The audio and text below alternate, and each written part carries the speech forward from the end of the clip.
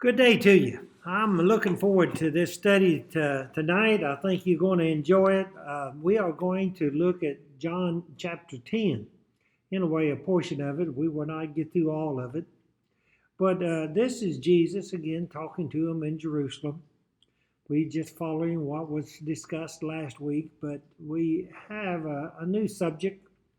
And he basically is talking to people in the culture that they was familiar with. We're going to talk about a culture now that's not familiar to a lot of people. We're going to be talking about flocks of sheep and watching and doing all this. But let's read a few of the verses and then go back and we will talk about them. In John chapter 10, he said, "Most assuredly I say to you," he says, "I say to you, he who does not enter the sheepfold by the door, but climbeth up some other way, the same is a thief and a robber. But he who enters by the door is the shepherd of the sheep. To him the doorkeeper opens, and the sheep hear his voice, and he calls his own sheep by name and leads them out. And when he brings out his own, it says this, that he says that his own sheep, he goes before them, and the sheep follows him, for they know his voice. Yet they will by no means follow a stranger, but will flee from him, for they do not know the voice of strangers." It says Jesus used this illustration, but they did not understand the things which he spoke to them. Some of us may not understand this because of not understanding a sheep. I spent a good deal of my life out west. Spent a lot of it in the Oklahoma Panhandle, right up against New Mexico.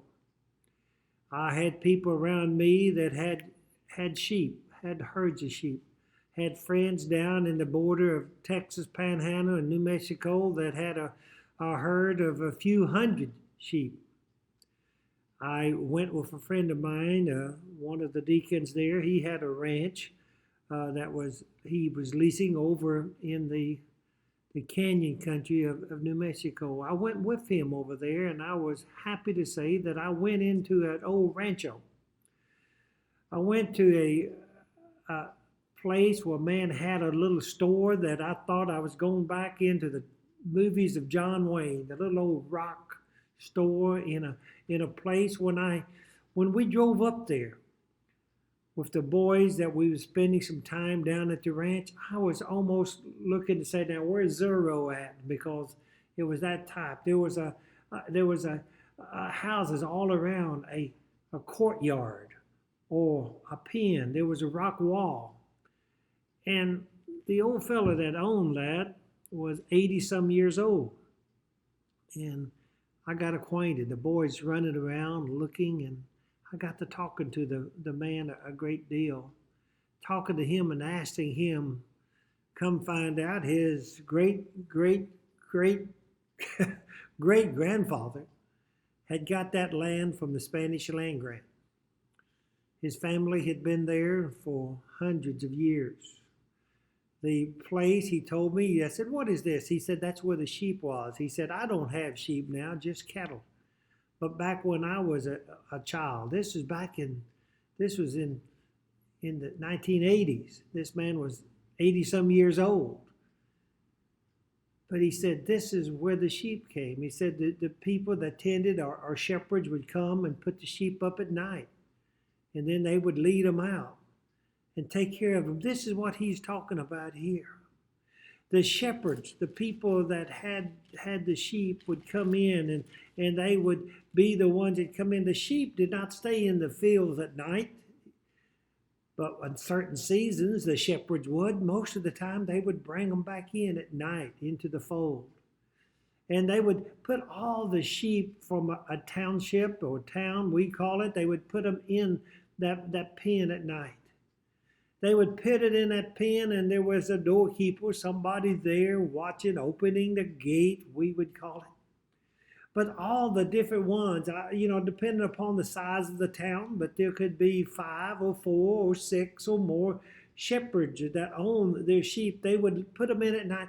Then they would come out in the daytime, and they could just go in and open the door, and they would call their sheep, and their sheep would come to them because they knew them, and they would follow them. And we can learn from this what it says here. They would follow them. Now, someone that jumped over might steal a sheep or so, but the sheep, you could steal one, you could carry one, but the only one that could get the flock, the group to follow them, was the shepherd of that flock. In verse 7 it says, Then Jesus said to them again, Most assuredly I say to you, I am the door of the sheep. I am the door. The door is the way in. It's the way out. That's the way. It says, whoever, it says, and whoever came before me are thieves and robbers, but the sheep did not hear them. I am the door. If anyone enter by me, he will be saved and will go in and out and find pastures. It should be a surprise to some of you, but in history we find that we know Jesus was the Messiah. But during the time of the Romans, in the 200 years before Christ, there had been at least, from what I can study, at least 3 men that came in and they had said to the Jews, I am the Messiah. They had came in saying they was the Messiah. And they had caused trouble. They had had sometimes a few dozen. Some of them had close to 1,000 follow them, but they was always defeated. But they said, hey, I am him. But he was not. We shouldn't be surprised of that. I talked to a woman this past week that was upset because her son has gone down to Texas and is upset because, said, what happened? Said, well, he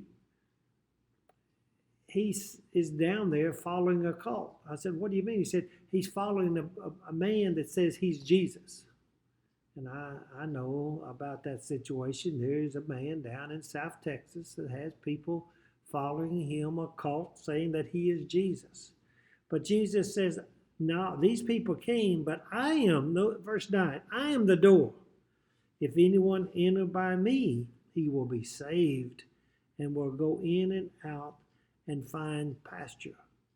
The thief does not come in except to steal and to kill and to destroy. I have came that they may have life and they may have it more abundantly. I am the good shepherd.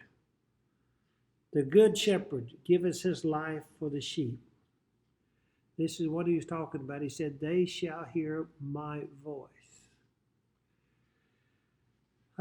When I lived in the Oklahoma Panhandle, I used to help one of the elders who had a large ranch and farm. He had hundreds of head of cows and cattle, and oftentimes I would go with him in the winter, and we would go in to feed his cattle. He would carry feed in the wintertime into them. Some of the people I knew back then, when they went into the field, they would honk the horn to call the cattle to come to the feed. When I went with him one time, we drove in to the field, into the corral, and I just looked. I said, what are you going to do? He said, I'm going to call my cattle. I said, you're going to blow your horn? He said, no, I'm not going to blow my horn. The people that works for me, if they feed my cow, they better not blow their horn, or they will lose their job. I said, what do you mean? He said, watch. So he got out of the truck and he hollered. I mean, he would just hollered as loud as he could. But I noticed when he hollered, the cows over in the pasture, even though they was a quarter of a mile or so away, they heard his voice and they came, some of them running towards him. I said, wow, they know your voice. He said, that's right. He said, I do not allow people to blow the horn to call my cattle in. I don't want them coming to a horn. He said, did you know if they came to a horn, anybody could drive a Chevrolet truck in here, blow the horn, and the cows would come, and they could load them up and take all my cows. He said, I don't want somebody, so I have them recognize my voice.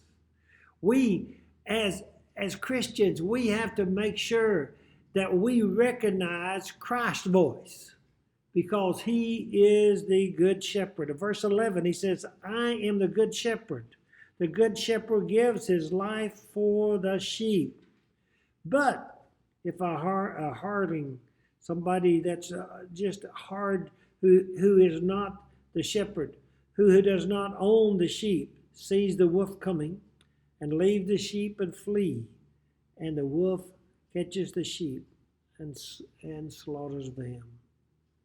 The hireling flees because he is a hireling and does not care about the sheep. I am the good shepherd.